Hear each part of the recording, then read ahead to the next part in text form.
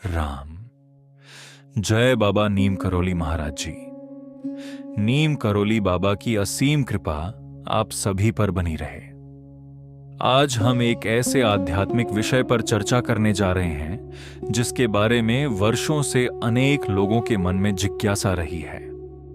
नीम करोली बाबा और 7 चक्रों का रहस्य। क्या वास्तव में बाबा के 7 चक्र जागृत थे? क्या उनकी दिव्य उपस्थिति का संबंध इन ऊर्जा केंद्रों से था?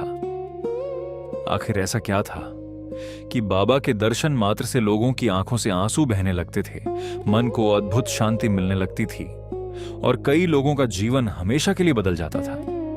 योग शास्त्र इस अनुभव को किस प्रकार समझाता है और बाबा की शिक्षाएं हमें क्या संदेश देती हैं? आइए श्रद्धा और विवेक के साथ इस आध्यात्मिक यात्रा की शुरुआत करते हैं।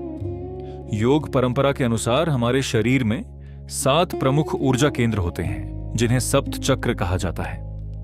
ये केवल ऊर्जा केंद्र नहीं है बल्कि हमारी चेतना, भावनाओं, विचारों और आध्यात्मिक विकास के 7 महत्वपूर्ण स्तर हैं। हालांकि नियम करोली बाबा ने कभी चक्र जागरण की कोई विशेष साधना नहीं सिखाई।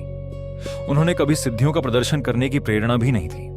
उनकी सबसे बड़ी शिक्षा थी प्रेम करो, सेवा करो और भगवान को याद रखो। फिर भी अनेक भक्तों का अनुभव था कि बाबा की उपस्थिति मात्र से उनके भीतर एक अद्भुत शांति और दिव्य ऊर्जा का संचार होता था। तो आइए अब एक एक करके 7 चक्रों को समझते हैं। पहला चक्र मूलाधार। मूलाधार चक्र हमारी स्थिरता, सुरक्षा और अटूट विश्वास का प्रतीक माना जाता है। बाबा अक्सर कहते थे, भगवान पर भरोसा रखो। जब मन में विश्वास होता है तो भय धीरे धीरे समाप्त होने लगता है। जीवन में परिस्थितियां चाहे जैसी भी हों, ईश्वर पर भरोसा मन को स्थिर बना देता है। शायद यही मूलाधार चक्र का सबसे गहरा संदेश है। दूसरा चक्र स्वाधिष्ठान।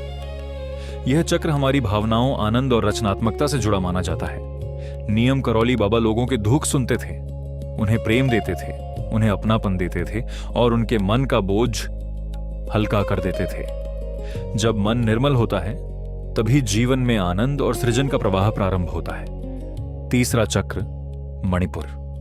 यह आत्मविश्वास, इच्छा शक्ति और आंतरिक शक्ति का केंद्र माना जाता है, लेकिन बाबा ने कभी अहंकार को शक्ति नहीं माना। वे सिखाते थे, सेवा ही सबसे बड़ी शक्ति है। दूसरों पर विजय पाना आसान है, लेकिन स्वयं पर विजय पाना सबसे कठिन साधना है और वही सच्ची शक्ति है। चौथा चक्र अनाहत, हृदय का चक्र। यदि बाबा की किसी एक शिक्षा को उनके जीवन का सार कहा जाए तो वह है, सबसे प्रेम करो, सबकी सेवा करो, भगवान को याद रखो, निस्वार्थ प्रेम। अनाहत चक्र की सबसे बड़ी पहचान है। अनेक भक्त बताते हैं कि बाबा की एक मुस्कान या एक करुणामयी दृष्टि उनके जीवन की दिशा बदल देती थी। पांचवां चक्र विशुद्धि। यह सत्य, पवित्र वाणी और आत्म अभिव्यक्ति का केंद्र माना जाता है। नियम करोली बाबा बहुत कम बोलते थे, लेकिन उनका मौन हजारों शब्दों से अधिक प्रभावशाली था। कभी कभी सच्चा ज्ञान बोलने से नहीं बल्कि जीने से मिलता है। छठा चक्र आज्ञा। यह अंतर्ज्ञान, विवेक और आंतरिक दृष्टि का केंद्र माना जाता है।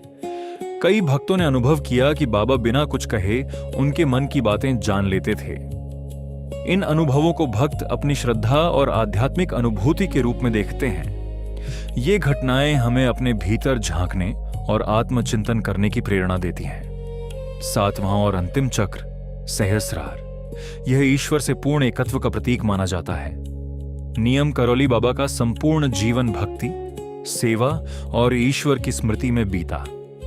उन्होंने कभी सिद्धियों का प्रदर्शन नहीं किया। उन्होंने हमेशा समर्पण का मार्ग दिखाया। जहां अहंकार समाप्त होता है, वहीं से ईश्वर का अनुभव प्रारंभ होता है। यदि बाबा की शिक्षाओं का सार एक वाक्य में कहा जाए तो शायद वह यही होगा, चक्रों के पीछे मत भागो, अपने हृदय को शुद्ध करो।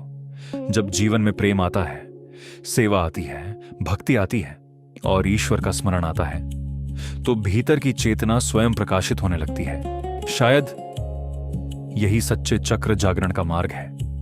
यदि आपको यह वीडियो पसंद आया हो तो इसे अपने परिवार और मित्रों के साथ अवश्य साझा करें।